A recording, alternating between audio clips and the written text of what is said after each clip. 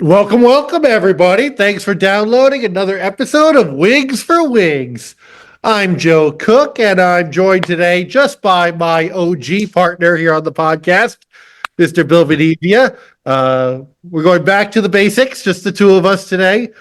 There's been some scheduling issues. You all know who listen regularly to the podcast. We record during my free period during the school day. There's snow here in the Northeast right now, so we had a little bit of a snafu with the schedule. But Bill was available and able to pop on with us today, and we're going to be talking football because this weekend is Super Bowl Sunday. We're looking ahead to Super Bowl 58. So Bill and I will be looking back at some favorite football memories, making some predictions for the game, and maybe getting into some other stuff about football. So Bill, how you doing? Good, very good, Joe. I just have to ask you one question. What is OG? Does that mean old guard? We call it old guard. It's actually original gangster. Old gangster. Yeah, the original gangster. But old guard. You know what? Maybe I'll put a hood on and look the part. There we go. Well, you listen. Because this is an audio medium, let me just tell you, Bill looked very badass just now with the hood on. You wouldn't want to mess with the Wigs for Wigs crew. Yeah. Well, Joe, the world stops, of course, for the Super Bowl, and it should be. It's a repeat of a few years ago, but it should be a good one. I'm looking forward to it. And it's a lot of people are not. Yeah, I know that, but as a football purist, and I do like the sport, I find it sometimes easier to sit and enjoy the game and the aesthetics of the game when you don't have a rooting interest. You know what I mean? I'm somewhat, like torn because in a way I want to see the Chiefs win 3 in a row. I really think that would be something. But my nephew Alex and my nephews, I have Dr. Bucksbaum's family and stuff is from the Philly area, and his 3 sons are Philly fanatics. In fact, those of you who haven't listened to the Bird's Word and by Alex Bucksbaum, he does a podcast on all things Philadelphia and the Eagles. He's very passionate about it. He's a Philly school teacher. I'm going to send that out to people too with this because it's a good listen. But he's been going back and forth, and so have I. I kind of like the Phillies, the Eagles rather, just because I don't that running game. I all those Giant fans out there. Eat your hat with regard to what you don't have in terms of Shaquan Barkley.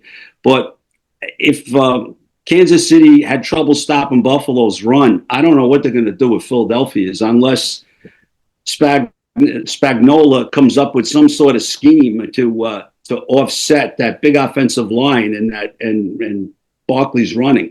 The thing is, though, that Kansas City has not seemed dominant all year. I mean, they have struggled in a number of games, but they've pulled them off. I mean, they struggled to stop Buffalo's run, but they beat Buffalo. In the end, they always wind up on top on the scoreboard. I think I know that my nephew brought this up in his latest one of his podcasts just recently. And I told him, I said, 15 wins is 15 wins in the NFL. I don't care how you get them. There's no credit for style points. Either you win or you lose. The team reminds me. If it was all about style points, my Lions would be in the Super Bowl. But yeah, absolutely. Nobody had more style getting to 15 wins this year than we did, but it didn't happen. Kansas City reminds me a little bit of the Lombardi's last Green Bay Packer team. They were an older team, and not unlike the Kansas City, who has some older players. Although Mahomes is in his prime, they struggled, but they won. They beat Dallas in the Ice Bowl, and then they won their second Super Bowl. And I think Lombardi, one of the reasons he did retire, not only because he was burnt out, but he knew that he had gotten as much mileage out of this team as he could. I mean, in the 60s, the Packers won, 5 titles, prior to, 3 NFL championships prior to the Super Bowl starting, and then they won the first two. But I do because the Lions had been cursed by the curse of Bobby Lane. Otherwise, we would have dominated that period.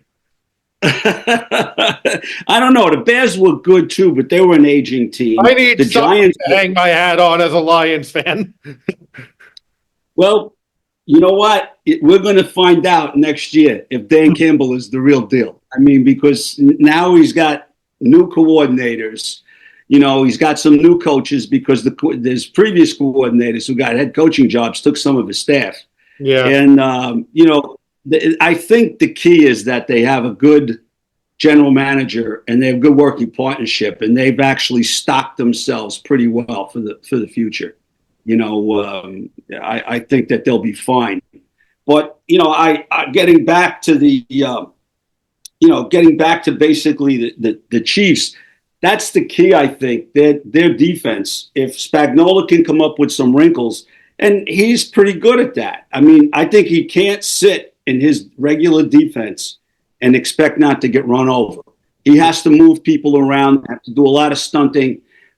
They definitely have the personnel, but that offensive line, whether the two guys are hurt or not, they're pretty formidable. I mean, and the beautiful part of it is you can't see Barkley in back of them because they're so darn big. You know, not only are they big, they're talented. You know, it's a combination of the two.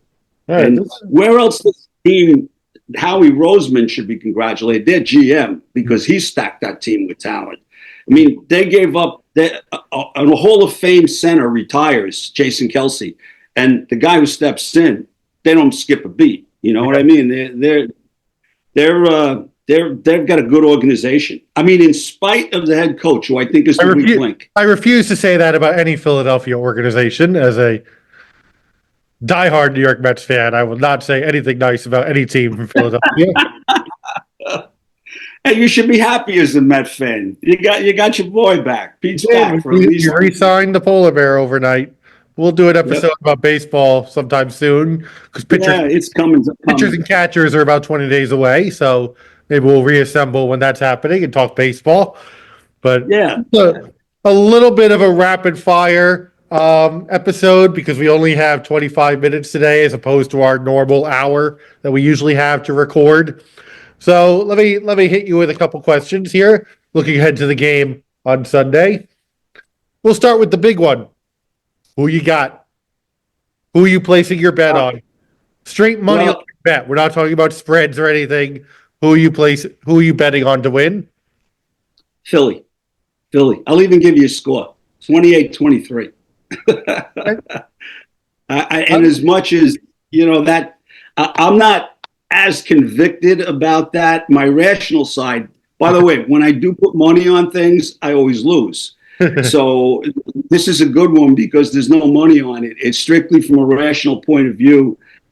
I'm looking at who's the better team, but I'm hedging my bet a little bit because Andy Reid is a great coach. He's a Hall of Fame coach, regardless if he wins this Super Bowl or not.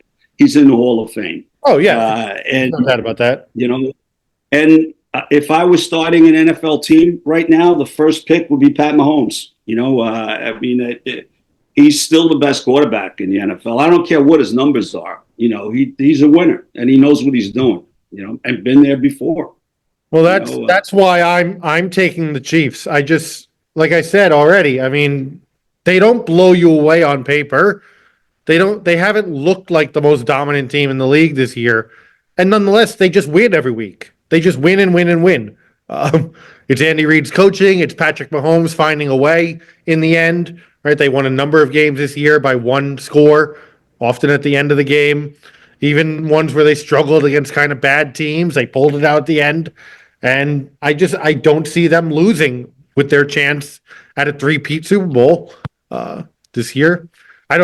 That's not really the rational side of me. That's just intangible. I think they're going to pull it out. I understand that. And I'm going to give you a script if it could be followed. Right. The rational side of me took Buffalo over them because Buffalo looked like a team that was going to score a ton of points and be able to beat them again like they did in the regular season, and they didn't. You know what? here's I'll give you a couple of pathways. Number one, if the Chiefs can run the ball on the Eagles and blow and eat up clock, I do think that there's a path for that. And I'm going to tell you something else about. Now, I'm not hedging my bet. I still think the Eagles are going to win. But the defensive coordinator for the Eagles, as a head coach and the defensive coordinator, he's 0-9 against Pat Mahomes. 0-9. So, I mean, there's something there. I mean, the guy's a good defensive coordinator. One thing that Philly, that he does, they don't blitz. They can get enough pressure. They can do well enough against the run to just play a four-man front and then all sorts of different coverages, in the back end. I think if the Chiefs can mount a running game, their play action works, their short yardage plays, because they don't have any receivers that blow you away. I mean, they got that cast-off who's now an integral part of their offense from Buffalo. How does Buffalo feel letting that guy go? I mean, that's absurd. But then again, Joe, you were talking about Buffalo. They're 0 forever with road wins in the playoffs. Yeah. I never thought that I didn't think the game was going to be as close as it was, but it was a great game. And honestly, I think the Buffalo coach screwed it up at the end for them. I mean, I think he lost it. You're not on the conspiracy theory list of people who say that the NFL is rigging things for the Chiefs. That's nonsense. I don't believe in any of that. Yeah, I will give you a conspiracy thing, but it's something to look for in the Super Bowl. And now I'm going to lapse a little bit politically. The president is going to be there, and they have scheduled to have the Black National Anthem, "Lift Every Voice and Sing," played prior to the game. Yeah, can we just keep the camera on him the whole time during that? Will they do it? Will the NFL capitulate? Will Roger Goodell say, "Okay, let's hold that"? Should be interesting to see. Remember a few years ago when the Olympics were in Sochi, Russia, and they have the Parade of Nations for the opening ceremonies, and there are all these former Soviet republics marching in the opening ceremony. Yeah. They would just cut to Putin in the reviewing stand, just looking more and more miserable as all these different former Soviet republics marched by. I want to keep the camera on Donald Trump when "Raise Every Voice and Sing" is played. "Lift Every Voice and Sing" is played. I think that would be good television. I don't think he actually even knows what "Lift Every Voice and Sing" is, to be truthful. Probably not. It might escape him. But getting back to the game, I think that there's a pathway for the Chiefs to win, but I don't know. Again, I'm looking at the talent on the field. I'm looking at the players and everything else. Philly's a formidable team, and they've been really well put together. That rookie, 98, I forget his name, escapes me. Defensive line. That kid's tremendous. I mean, he's like the guy on the Chiefs, number 95. He's a good defensive lineman. He's about 30 years old. They signed him 2 years ago. 98 is Jalen Carter. Jalen Carter. Who's 95 on the Chiefs? He's a defensive tackle. 95 on the Chiefs. He's very, very good. Off the top of my head, I can't think of who that is. It's going to be interesting. A lot of times I'll just focus on the line play. Chris Jones. Chris Jones. Yeah. He's a monster. He's at his prime. He's not little either. He's big enough to handle those guys. He's about 6'5". He's 310. I would say that's not little. No, that's not. That's not. Man. He plays bigger than. And that Greek kid, the linebacker, number 56, Kalikis, whatever his name is, another good football player. Unheralded on that defense. But you brought up one of the, let's call, notable guests that are going to be at the Super Bowl, the current president of the United States. But there's another one who will probably be there and might have their rooting interest torn. If you're Taylor Swift, who do you root for in this Super Bowl? She grew up in the Philadelphia suburbs as a Philadelphia Eagles fan, and now she's with Travis Kelce.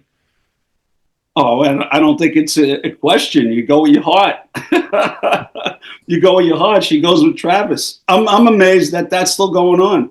And by the way, the NFL is very pleased that he says he wants to play another 3 years. I don't know if he's got it in him. Not sure if he has 3 years in him, but no, but that's what he says. But they're happy. He looked pretty good the last few weeks. He had a down year, but these last few weeks in the playoffs, he's looked better. The plays he made in Houston, especially the 49-yarder, it goes under the category. Even a blind squirrel gets a nut once in a while. I mean, that was a freaky play. I was shocked that he had the moves to make, the 2 moves, and then the speed to get 49 yards on that play. Because up until that point, he hadn't done much. Yeah. No, it's definitely a down game for him. I mean, not questioning that. It was. I'm not sure. I'm not sure I would even put him in the top 5 tight ends in the league at this point. No, but your boy Laporta is a specimen. He's something else. He was a good draft pick. Yeah, for sure. And one of the many things in kind of the indirect way we got out of the Matt Stafford for Jared Goff trade. But all right, so we got. I wanted to ask you about some of your favorite Super Bowl memories. Well, Super Bowls you look back at and stand out in your mind. I'll tell you one. The first one, Packers and the Chiefs. Now, I'm a freshman at Hudson Catholic, and I'm struggling in algebra. Math always escaped me. So my father, his boss, was a math teacher at Columbia High School in Maplewood. My dad worked in Maplewood, New Jersey. My father books his boss's wife to tutor me on Sunday of the first Super Bowl. I lived, ate, drank, slept football. And now I'm going to go at kickoff time to get tutored for an hour at my father's boss's by his wife. So now the guy's name was Mr. Wendell. Mr. Wendell is in their family room watching the pregame show, the first half. I'm outside on this like porch that's enclosed with his wife, Mrs. Wendell, who's attempting to tutor me in algebra.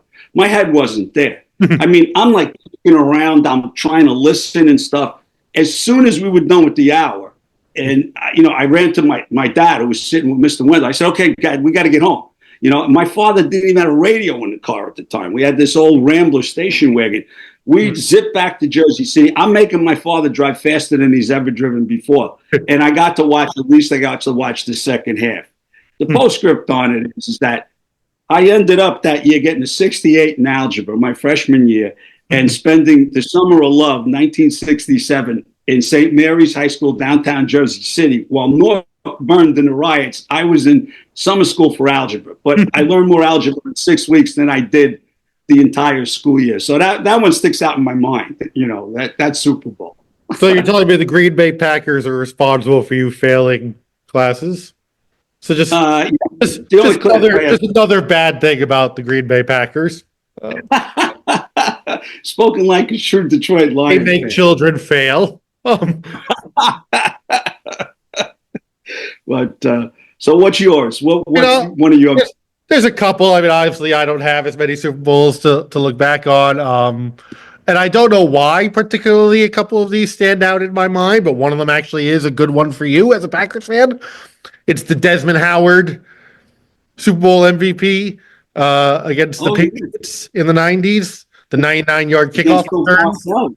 That's the moment that, for whatever reason, I remember. I mean, I guess maybe the oddity of a guy getting Super Bowl MVP for being a kick returner. Although I didn't remember that game wound up being 35-21. I kind of remembered that as being a low-scoring game, and that's why he got the MVP for his kick return touchdown. But there's probably other people they could have given it to, and yet it went to Desmond Howard. So that one, for some reason, stands out in my mind. The two others, there's the Giants over the Patriots, right? When the Giants kept the Patriots from being completely undefeated. The David Tyree catch over his head, that drive. Yeah. I mean, that was remarkable. That was a fun one. I was in college at the time. The other one, which wasn't a remarkable Super Bowl, but for whether it sticks out in my mind looking back on Super Bowls, is the Bucks Raiders Super Bowl. That was 2003-ish. 2003, yeah. The Bucks absolutely dominated the Raiders. They blew them out. That was the John Gruden Super Bowl that he had changed teams. But I was in the hospital for that one, so I think that's why it stands out to me. That watching it in a hospital, but not a remarkable Super Bowl. It was a blowout win for the Bucks, where their defense was dominant. That was the Warren Sapp, Rondé Barber defense for the Buccaneers. But I'm a Lions fan. I don't have any Super Bowls to look back at as a Lions fan. So it's really just individual moments really stand out for me. And those are you're going to have more as a Lions fan, but the other one that stands out for me, obviously, is the first one that the AFC won, the Colts and the Jets. I mean, there was never a more dominant favorite than at 17 and a half points. And, I'm saying I had seen Joe Namath play an intra-squad game his rookie year at Jersey City's Roosevelt Stadium. They had a green and white game there before the season. They were pumping the Jets because, they had Broadway Joe was there, and I guess he got his nickname. And it was an interesting, you followed him whether you're a fan of the Jets or not. My younger brother had tended to like the Jets a little bit, although he became a Packer fan too. I basically righted the ship with him. And that Super Bowl, the Jets and the Colts in 1969, that was a phenomenal game. And, that's the only reason Joe Namath's in the Hall of Fame, winning that game and making that bet, because his numbers don't bear out. He was underwater with interceptions and touchdown passes. He had a phenomenal arm, but and that's it. That was the crowning moment of Broadway Joe and the Jets. But that was a phenomenal win because they basically stopped them dead. And maybe it was because Weeb Eubank knew the personnel. He had been the head coach of the Colts for a number of years. In fact, he won the NFL championships in 58 and 59, both against the Giants. Yeah. But that was the one that turned. Yeah, it also it legitimized the AFC in a lot of ways too. That it's the first years of the merger. I think the NFL, a lot of people were looking at it as, look, the Packers just completely steamrolled everybody those first couple of years. The NFC is so much better than the AFC. So for the AFC to come out and win that upset game with the Jets, I think helped legitimize the merger of the modern NFL at the time. Yeah, absolutely. I mean, from that point on, they were on even footing. And I dare say for the next few years, the AFC was probably better. You had the emergence of the Steelers. Yeah. And that's a Super Bowl team that they won 4 with Terry Bradshaw. And a lot of people denigrate Bradshaw. Hey, he's got 4 rings. I don't care. Yeah, I mean, and that was team of the 70s, Yeah, Bradshaw, Joe Montana with the 80s Niner. Yeah. And sandwiched in there with the Redskins. They won 3 with Joe Gibbs. They had different quarterbacks for a couple of those, which makes it even remarkable. Yeah, no, I know. I'm just thinking about quarterbacks with the most. It's the 3 of them that had 4. It was Bradshaw, Joe Montana, and Brady. Each one 4. Yeah, they did. I mean, the Redskins had Theismann. They had Doug Williams. And they had a guy whose name escapes me, begins with an R. Was it Ripien? Mark Ripien? Ripien. I don't know how to pronounce it. Rypien. I remember him from Tecmo Super Bowl, the video game, growing up, but I don't know how to pronounce his last name. Right, it's one of those names I've only seen it in print. I didn't really see him play because I was a little kid. So I don't really know how to pronounce his name. But Mark Ripien or Ripien. But yeah, Somewhere in the 70s, I stopped buying Pro Football Weekly, the Harbarkish publication. It was a pulp publication. You knew everything about football if you subscribed to that. It came out of Chicago. except you wouldn't know how to pronounce Mark Rippon's name or Rippon's name. No, you wouldn't. No, they didn't. It wouldn't have the little pronunciation guide and all. No, but you have every statistic that he ever left behind. So I apologize to Redskins quarterback Mark R because I don't know how to pronounce your last name. I'll look that up at some point. I wasn't planning to discuss you and then look it up and prep for that. But we're just about out of time. This is a shortened episode. I apologize to everybody out there. Again, we record this during my free period. We are at the mercy of the weather, the schedule here at school, but it's Super Bowl Sunday coming up. Last question for you, Bill. Favorite Super Bowl snack? Favorite Super Bowl snack? Pepperoni and mozzarella bread from Second Street Bakery. Yeah, that's a good one. I'm just a classic chips and dip kind of guy. French onion dip with good ridged potato chips. Okay. All day for the game. And weenie tots, mini hot dogs. That's good. That's good. The Super Bowl for me. Bill's got the Eagles. I've got the Chiefs. We're definitely putting $1,000 on that so that it goes my way because Bill said his bets never work out. So look forward to the Chiefs three-peat on Sunday. I know a lot of us aren't really looking forward to this matchup, but it is what it is. We got to enjoy it. It's the biggest sporting event of the year. There's a halftime show. Will hopefully be good with with Kendrick Lamar. Yeah, I know it's not exactly your. What are you talking about? I couldn't pick him out of a lineup.